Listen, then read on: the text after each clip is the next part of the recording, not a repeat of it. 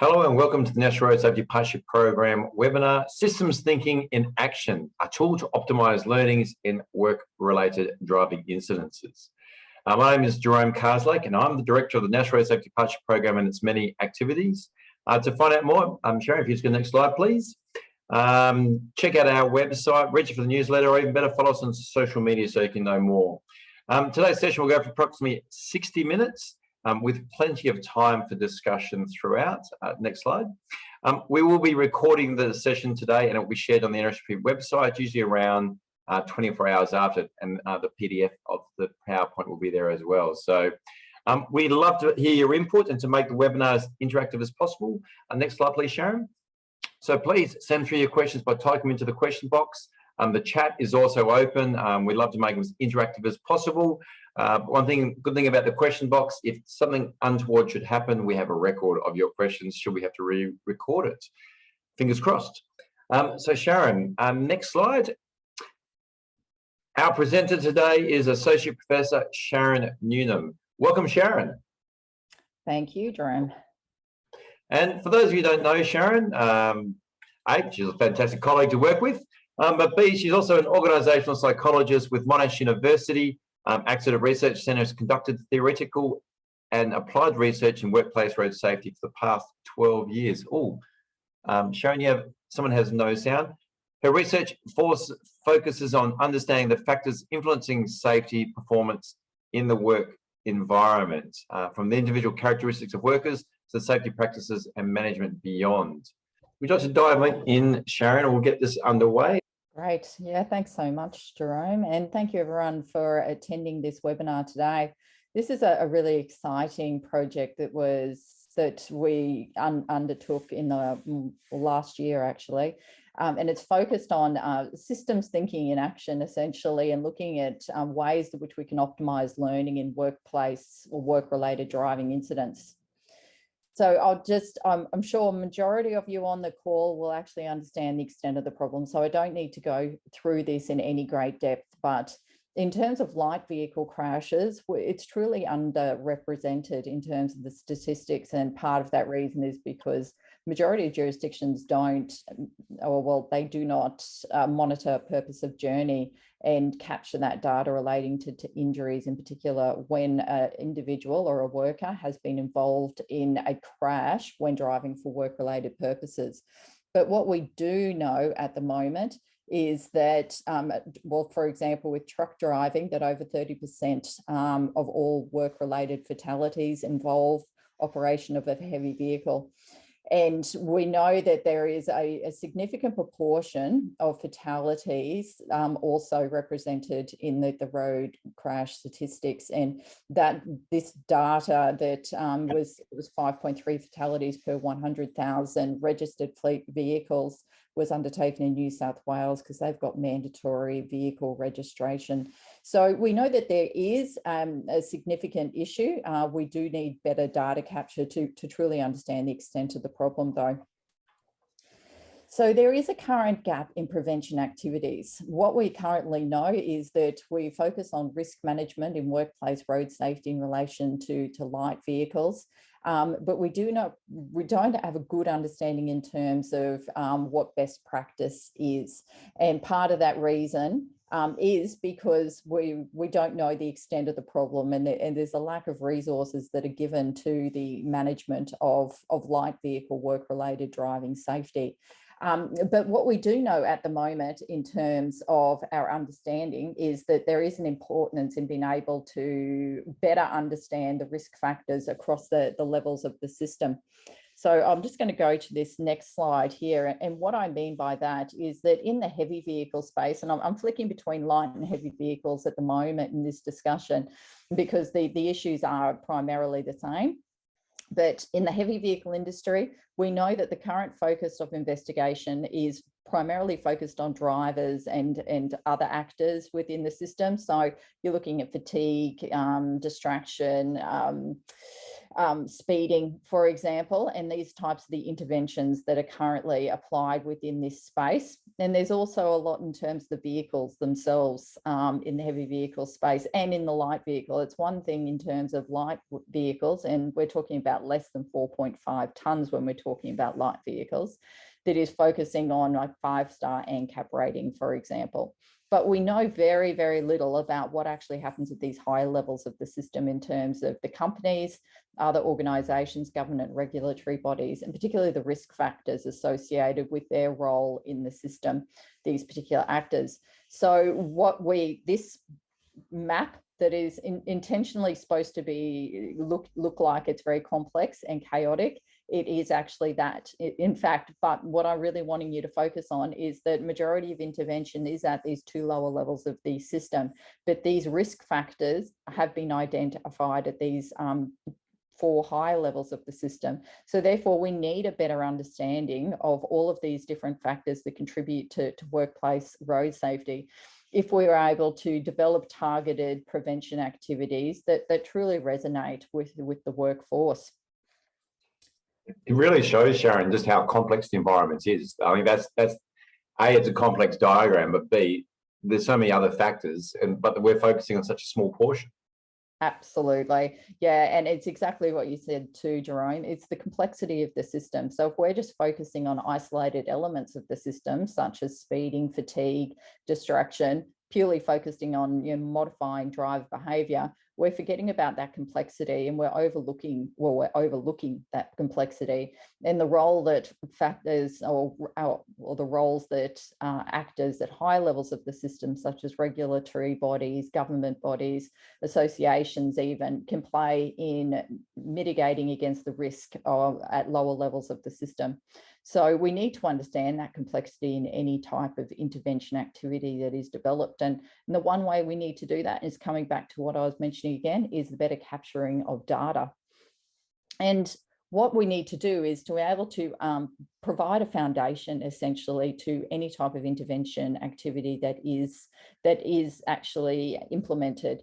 So what we actually need is a nice model to be able to base that on. So the importance of using an appropriate model to understand any types of accidents during investigations in particular cannot be understated. And essentially, when we're talking about investigations or reviews, we're talking about how we can learn from what has happened in the past. So what is learned from in terms of incidents involving or crashes involving light vehicles. So during any type of incident, the model we choose direct essentially the investigations to look at certain things and to not look at other things in the system. So it's simply not possible to begin investigations with a completely open mind, just like it's not possible to passively see sort of what is out there. So this sort of brings around the what you look for and what you find is what you fix principle, which really describes this whole phenomenon, and that accidents determine what factors will be seen as causes and potentially what other things are ignored.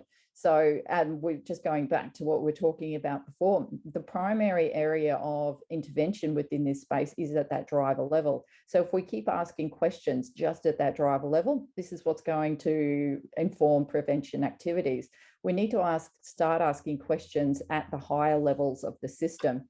So essentially, if we have a foundation to guide us in asking those questions, it'll allow a more systematic approach to our understanding of the risk factors and then the development of targeted prevention activities. So essentially, any underlying accident causation model determines the type of data that's collected, and we know that we need to collect data at the high levels of the system. The method even used to analyze the data, which I'll show you the tool that we've developed in terms of the method that you can use to actually represent that complexity. And we showed that earlier on that slide too, looking at all the different factors and the relationships between factors across levels of the system, and the recommendations essentially that are proposed from that. So this is why it's so important to actually find the right model to actually underpin any prevention activity. So what we've done in terms of looking at this point is we're looking at a systems thinking approach to the development of a tool, which we have gone about and developed this tool which underpins incident or review of light vehicle incidents. So based on what we refer to, the model is called Rasmussen's risk management framework, which the framework is represented on the right-hand side here. And you'll see that this is similar to the model presented earlier in terms of the levels of the system. So there's the levels from environment, equipment, and other meteorological conditions up to government bodies. So we need to start asking questions across all of those levels of the system to understand that complexity and to understand all of those different risk factors that underpin incidents at these levels. On the left-hand side, you've got the 5 principles here that are essentially designed to improve work systems, which we can apply to our understanding of work-related driving incidents. So the first is about effective changes must focus at factors at higher levels of the system, as we mentioned, just as regulations, management, and supervision, rather than just focusing on the behaviour of the driver or just the vehicle that they're using. So essentially, this is saying that any contributing factors at lower levels of the system are really just products of those factors at these high levels of the system. The second principle here is that effective changes focus on improving interactions between components of the system.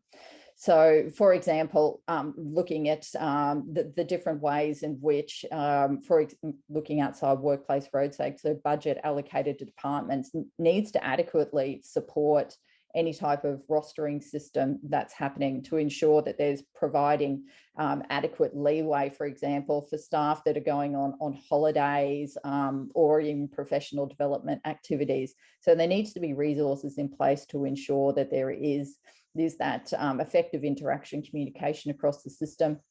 This third principle is about we need to improve the flow of information at up and down levels of the system. So people at the high levels of the system need to know what's happening at those lower levels of the system. And this information needs to inform the development of policies and procedures, which are then reflected in the work practices.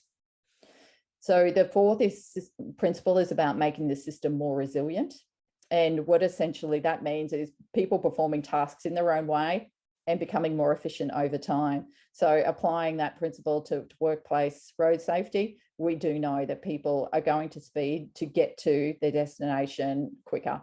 And so they're going to find ways in which they're going to do that task more efficiently, and speeding is one of the outcomes. And unfortunately, that is a product of many organisations or employees working within organisations when operating a vehicle. So, but the systems shouldn't be in place or dependent on people performing checks and closely following the procedures, because essentially we know, based on our understanding of human behaviour, that will just essentially fail over time. So we need to create a system that's more resilient, and to understand that people are going to perform tasks in their own way and try to become more efficient over time.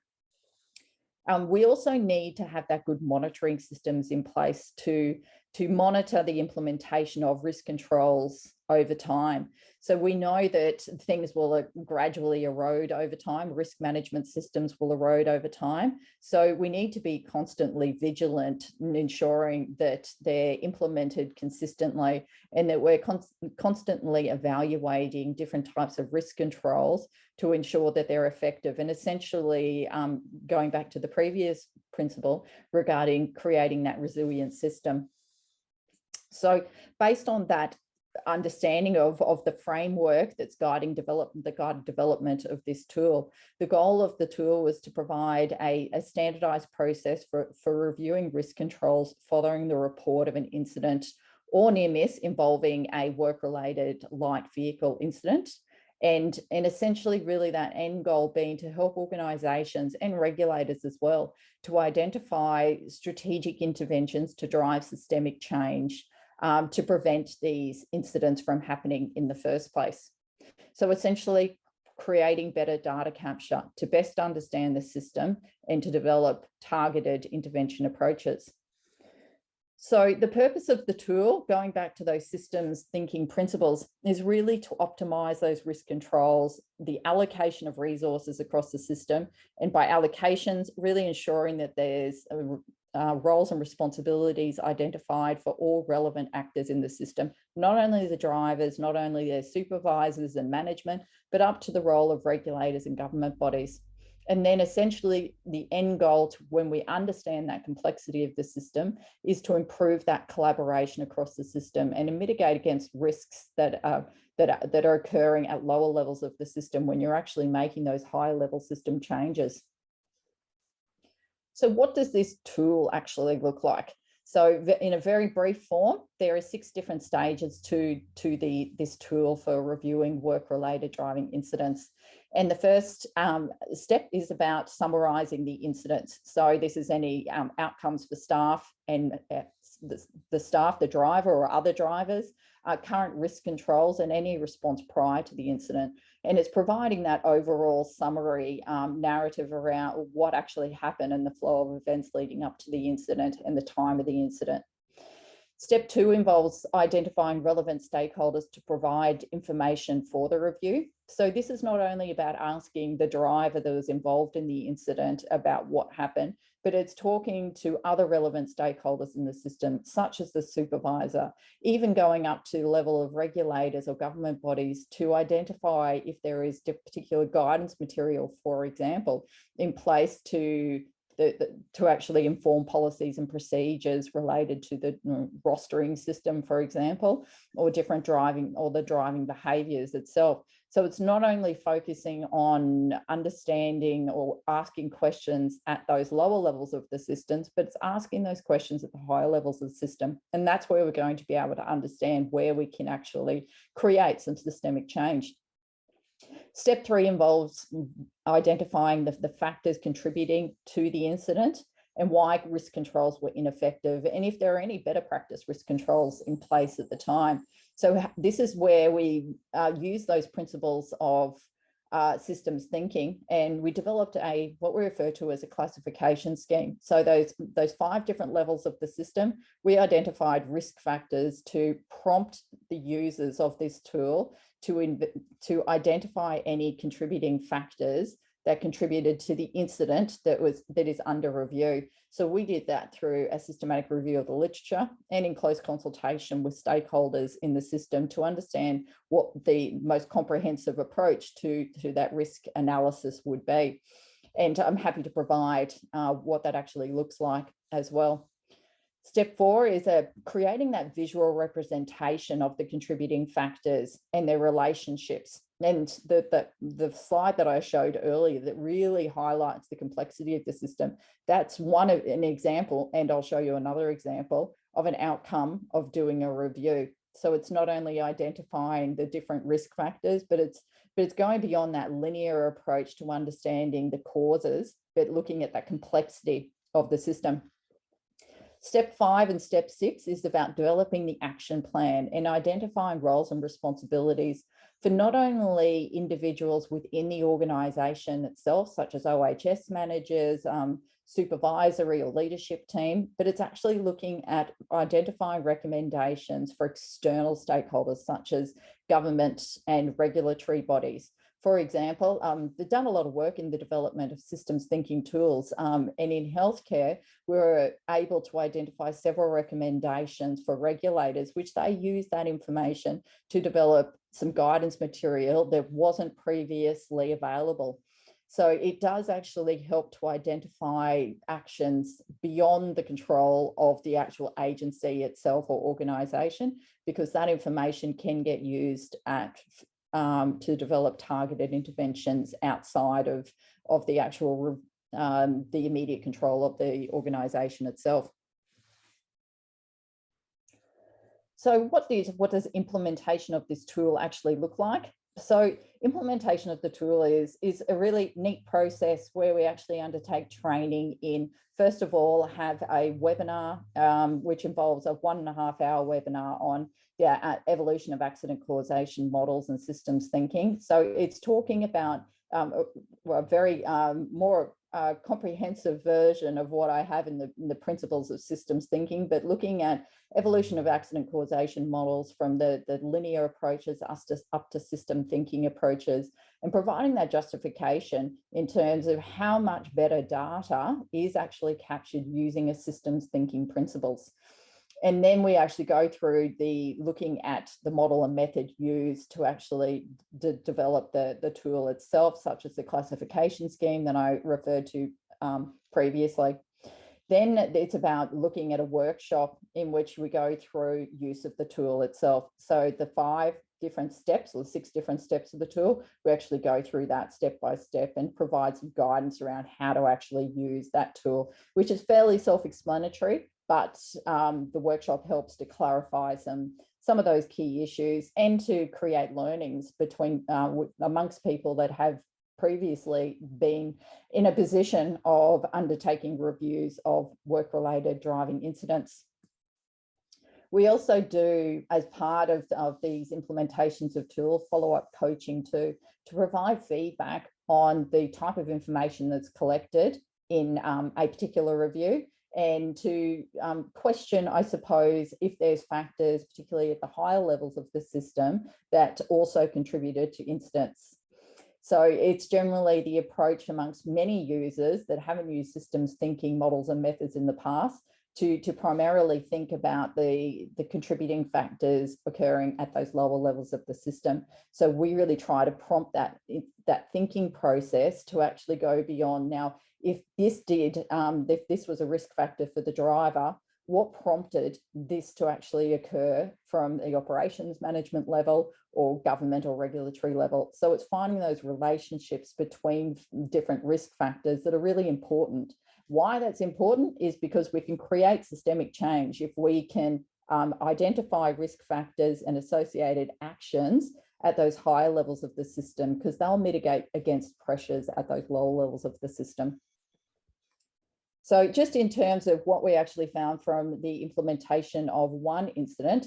So this was an incident that involved an individual rural area of Queensland that was driving along freeway at early in the morning. There was a lot of sun glare.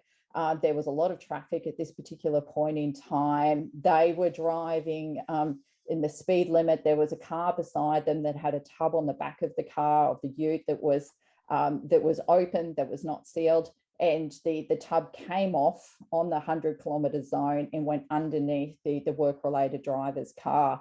The work-related driver did not swerve. They had participated in driver training in the past. So they were aware of they had the instinct, which is great, not to swerve at that particular point in time. And then when they were able to veer off the road, they did so in a safe manner. So this was a near miss incident that happened, but could have potentially resulted in something that was very catastrophic, given that it was peak traffic. It was there was sun glare at the particular point, a time of driving, and they were going at quite a 100-kilometre in a 100-kilometre zone. So based on this particular incident, we used the tool to analyse, to review all those different risk factors. So the associate was travelling from home, regional areas. You'll see in these grey boxes here, there was peak hour traffic, there was an unsecured load. There was also some resistance too from other traffic to let the work-related driver veer off the side of the road. What actually ended up happening, the outcome, that there was some damage to the front of the bumper car of the vehicle. Thank goodness there was no physical injury. So what we actually found in asking questions at each of these different levels of the system, there was an issue in regards to visibility. There was an issue in time of day. There was congestion. The load and storage of the other vehicle was unsecured. They were also in this urban regional area where we knew, well, there was feedback from or consultation with other actors within the system that found that the attitudes of the community were very poor in terms of road safety, which was one of the contributing factors to why the load was unsecured.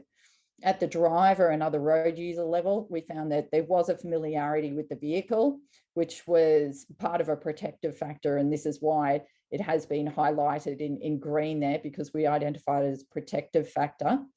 There was experience, as I mentioned before, the driver had engaged in driver training and knew they weren't to swerve at the time where the tub went underneath their vehicle.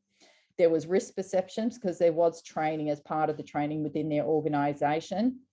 They did have this, they attempted to pull out of the lane immediately to avoid the secondary incident.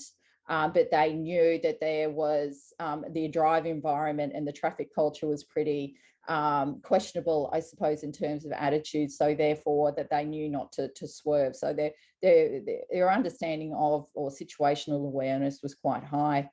You've got questions that, and going down here across to decisions and actions, we've got the review of the other drivers. So there was a poor culture and attitudes.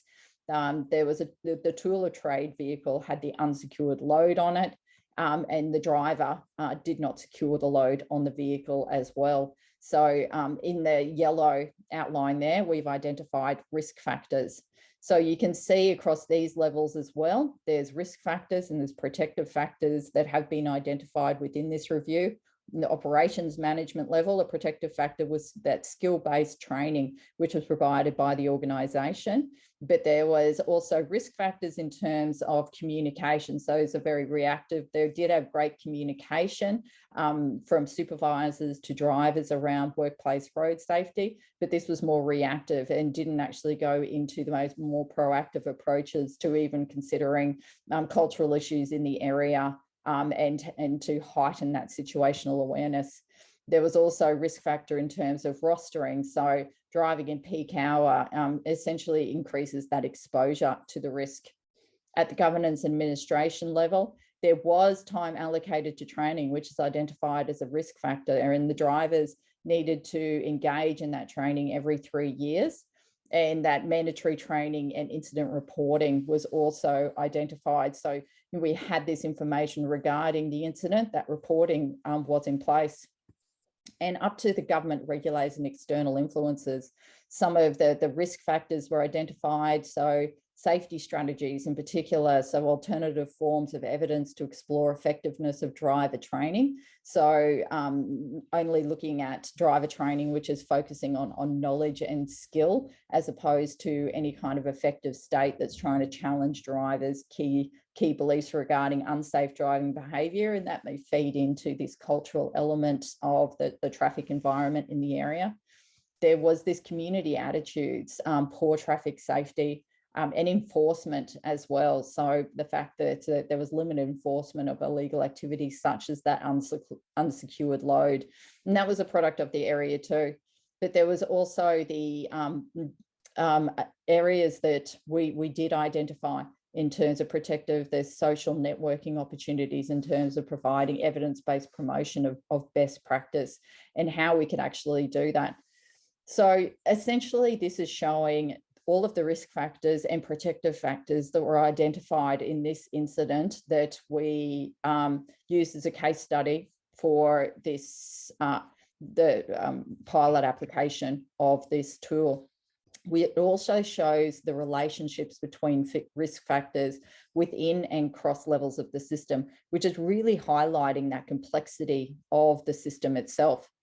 You can also see this color coding here where we've identified there's these key issues across the levels of the system. Sorry, just trying to move this. Yes, key issues. And the pink issue is really talking about driver training itself. And some of those being protective and risk factors that are associated with driver training. But as I mentioned before, it's about an action that was identified from this is not only looking at the knowledge and skill-based driver training, but looking at integrating more of those cognitive skills such as challenging drivers' key attitudes and motivations regarding unsafe driving behaviour, and becoming more situationally aware, let's say, particularly in driving communities where there is that limited enforcement and poor attitudes of the community. There was the blue issue is talking about community attitudes to road safety. So the actions that were generated from this identified the discussions with regulators and government bodies within this area to actually understand how we could develop campaigns, different strategies to improve the community, the attitudes of the community towards road safety. There was risk management and leadership in the green that were identified there. And that was really the actions that were identified there were internal to the organisation and really focusing on improving that communication of all the leadership skills of supervisors and identifying situations in which drivers may be at risk and in managing those situations effectively. And as seen in this analysis, that rostering issue, the driving in peak hour is one such practice where the driver is at risk. So being able to look at the potential to create alternative rostering systems to avoid workers being exposed to to these risks. So there were a number of other actions that were identified at the operations management level too. This is just giving you a bit of a flavour of all those different actions that could be identified and the potential for so much more. So if you think, going back to that original slide that I showed you in terms of where prevention activities currently sit, this is actually assuming, looking at it from this single perspective of this incident, if current prevention activities are currently focused on drivers and other road users and the equipment and surrounding, we're forgetting about all of these potential for systemic change at these higher levels of the system. And some of those actions that I just mentioned there, they're actually designed to create more systemic change to improve safety across the system. And if we just ask questions at the lower levels of the system, we're not going to actually get that information to support any actions at the higher levels of the system.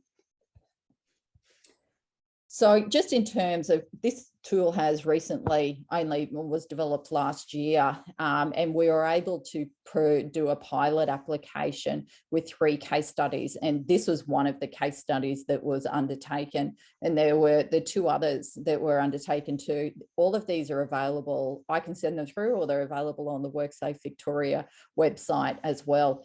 So there's a report in terms of development of the tool and the results from this pilot application. We've been able to develop systems thinking investigation tools within healthcare and within City Council as well. And we've been able to do that on a much broader scale, to the extent that the one that we've developed in healthcare industry, where it was such a success that WorkSafe has funded the development of a digital application, which is really, really neat application, and it's going to be launched in May this year. Essentially, what we're wanting to do with that is to be able to expand this application to not only healthcare, but to all types of incidents, which the classification scheme, the risk factor is set up to do that. We just need a different profile for transportation, for example, or organisations that operate light vehicles to be more targeted to that particular area. But essentially, how the actual incident review is undertaken is looking from a live perspective of what we refer to as this AXI map, what you're looking at now. AXI map is short for accident map. So you're actually doing the review with the live version of creating this AXI map as you go. So it's a really neat approach. So based on a fair bit of success, I suppose, in the development of these tools. And I've just got some feedback in terms of users of these systems thinking investigation tools. And so this is just showing you, and we did an evaluation of the one that we did within healthcare industry. And the users undertook we evaluated the user's experience of this tool, and they used the tool over a 6-month period within healthcare. And there was 43 incidents that were reviewed using the tool over that period of time. And we trained 16 OHS officers within healthcare to do that. So in terms of their feedback, there was high agreement that they believed that the tool was effective in being able to undertake a systems thinking approach to investigation. So they strongly believed there was value in using the tool. They would support using the tool in the future. They believed it could be easily integrated within existing work activities, and going beyond their traditional approach to incident investigation. And that they believe that they could use the data that's generated from the tool to create that systemic change within the system. And this is just some feedback, qualitative feedback from investigations as well. So essentially, this was just saying that there was strong support for the effectiveness of the tool. So essentially what we're wanting to do within, from an OHS perspective, is to create these systems thinking tools for evaluation across all industries and organisations. And as I mentioned from the start, there's currently a lack of good data to inform work-related driving incidents, particularly in light vehicles. And this is one way that we can improve that capture of data by asking questions not only about risk factors that occurred for a driver and the vehicle and environmental level, but asking about risk factors that occurred at high levels of the system, particularly operations management and regulatory and government body levels. So until we actually be able to capture this data, it's very difficult to actually inform targeted prevention activities that are capable of creating that systemic change. So we're essentially on this journey to actually do that. And WorkSafe Victoria has been incredibly supportive and of this systems thinking approach to incident investigations across the healthcare industry, work-related driving, and also workplace violence and aggression too. So I can point you in the direction of, there's 3 tools that have been developed, this being one of them. And what the future is in terms of the development of new tools, such as one for the heavy vehicle industry as well, which I'm working on at the moment. So I will essentially stop talking there because there's a lot of information within a short period of time, but very happy to have questions and to continue this conversation with anyone that's interested in learning more about these tools. Awesome, Sharon. I'll dive on in and throw a few questions there, because I've been busily listing quite a lot as we've been going along. So going back to the part earlier, you're talking about the improve the flow of information. I thought that's really crucial in understanding the data, because it links back to what you look for is what you find.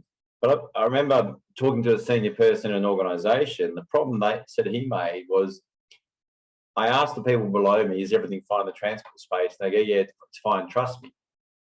And he goes, okay, but what data should I be collecting?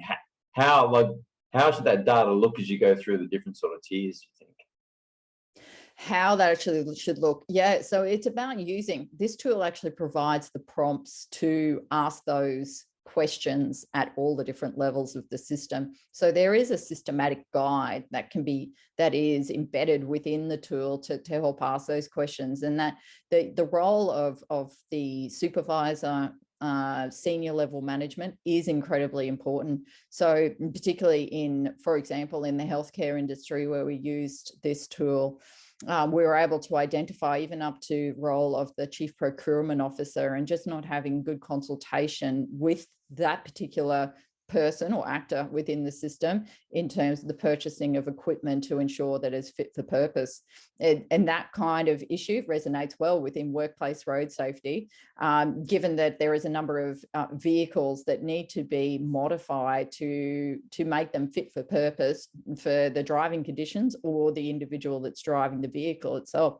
So unless we have that communication, those processes in place to be able to communicate effectively, there is that information or that flow of information that essentially gets stopped, that is forgotten about in the system. And without that, we can't actually get a good understanding of prevention activities. Does that answer your question, Jerome? Yeah, definitely. And I think getting that right data is a crucial sort of point. So I reflect back into our utilities forum, one of the organisations sort of shared. One of the problems they had was around that fit for purpose vehicle and optimising the asset. And then you have this siloed mentality when looking through a system of these vehicles. And the measure they had was distance travelled by the vehicle asset. So what was happening, the workers were travelling not efficiently, so they go A to Z to B to Y in their journeys, so they can increase their mileage. And then they were charging a lot more overtime because I could never get everything done. But they had to do that to keep the vehicle mileage up to retain the asset. Whereas when they began looking at it and analysing it as a group, and some of the other organisations came in, they actually said the most efficient time for that asset was side up. So there it's actually generating money because it's working on the side of the road supporting the asset, whereas driving isn't the most efficient, but their measures were wrong. Exactly. And I think that that's one of the things that I've come across in my research to date quite strongly, is that there is this siloed approach to risk management for the workplace road safety and to organisational safety and productivity and efficiency within the organisation. And unfortunately, we need better integration to ensure that there isn't continuous conflict between productivity, safety and efficiency.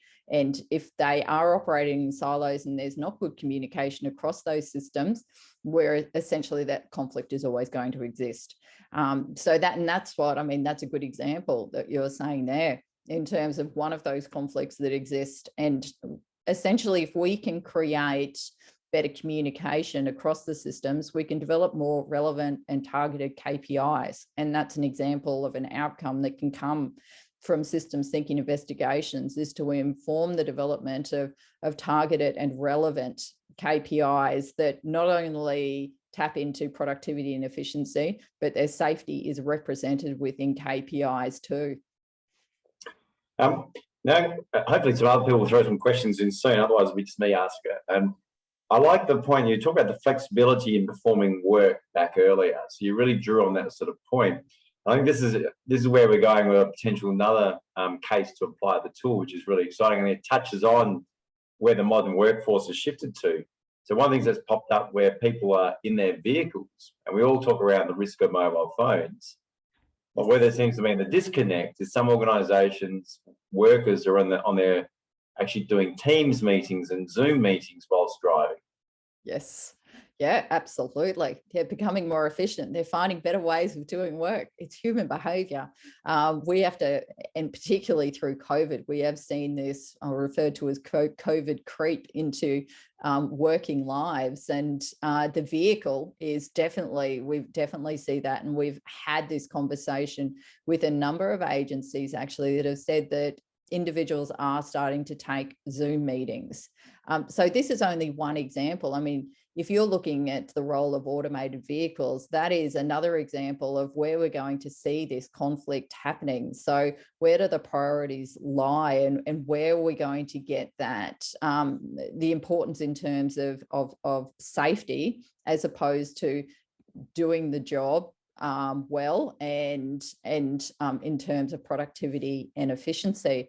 And that conflict is going to exist if we don't actually understand the systemic issues that are creating the risk for drivers. And it's not rocket science, but attending a Zoom meeting when you're in your vehicle, extremely distracting from both, not only a physical perspective too, especially if people have their cameras on, but from a cognitive perspective, that the resource intensive approach to Zoom meetings, particularly when you're actively engaged, is incredibly distracting. So it's one thing that needs to be essentially acknowledged from a risk management perspective, but also not only risk management, but going away and looking at from that perspective of how does this actually interact with productivity and efficiency in the organisation. Where do the priorities lie for the organisation? And I think going back to the process you're going through that workshop, so no, I had a displeasure. I joined the meeting and there was a fellow driving, and it was a Teams one. He was in his car. There's a Jeep as well, topless. I said the car should be, by the way. And he had his mobile phone sitting there, and he's talking to it while he's driving along. And I was like, I'm exiting because I wasn't comfortable with this. You could also see up his nose, it wasn't very pleasant. But so I exited from that sort of point. But then we caught up at a barbecue a few weeks later at another function. I was like, mate, have you thought about, like, you're focused on that, but if you're also involved in a crash, A, you were by yourself, B, there's the people around you that be affected, but C, everyone on that teams would be part of that crash, would witness it firsthand. They would see what happens to you. So I think going back to that process in the workshop you outlined, it's probably those sort of parts that can help them arrive at what the optimal solutions could be. Yeah, I completely agree. And I think it's not until those questions are asked and the answers are provided that you actually start understanding the complexity of the system. It's not as simple when you're actually got that systems thinking lens to come to the conclusion that drivers are to blame for the incident, because the complexity of the system actually identifies that there are roles and responsibilities of actors at all levels of the system beyond what our traditional thinking would guide us to.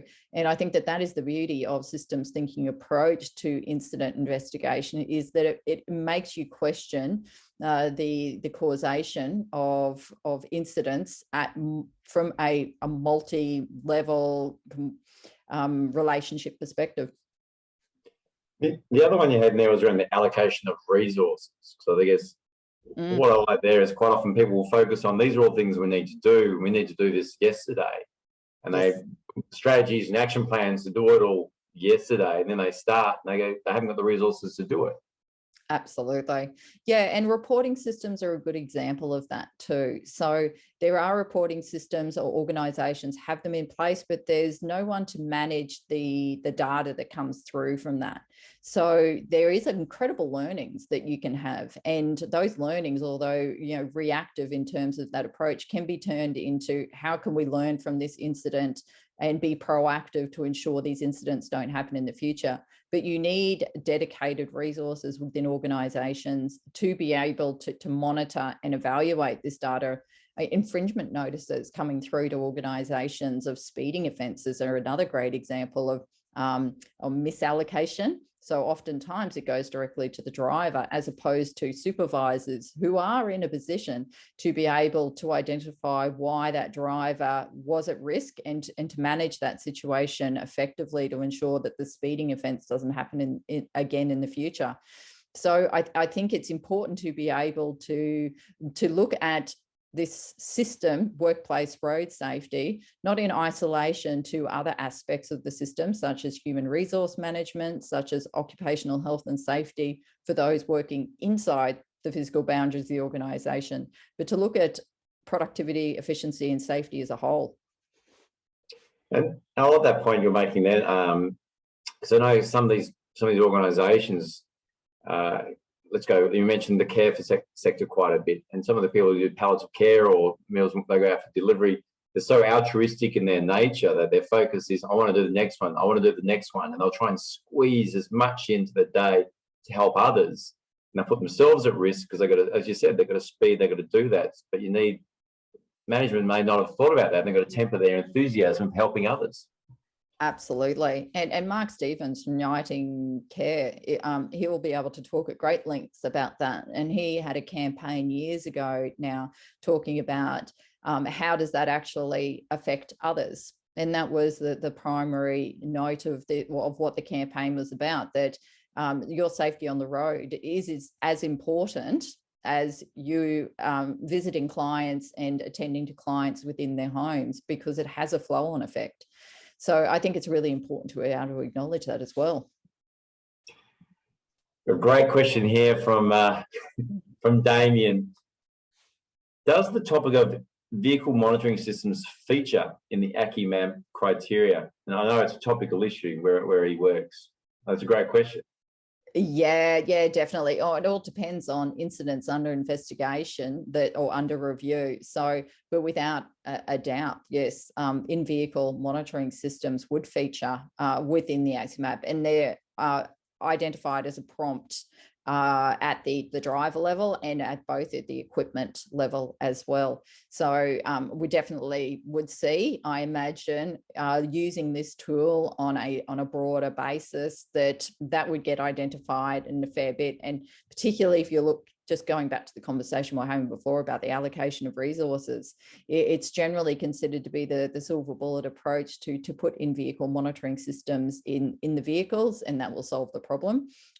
Systems thinking investigation is a great reason for why that is wrong in its thinking, because it's not going to solve the issue, because you're identifying only or using intervention that's isolated to one particular aspect of the system.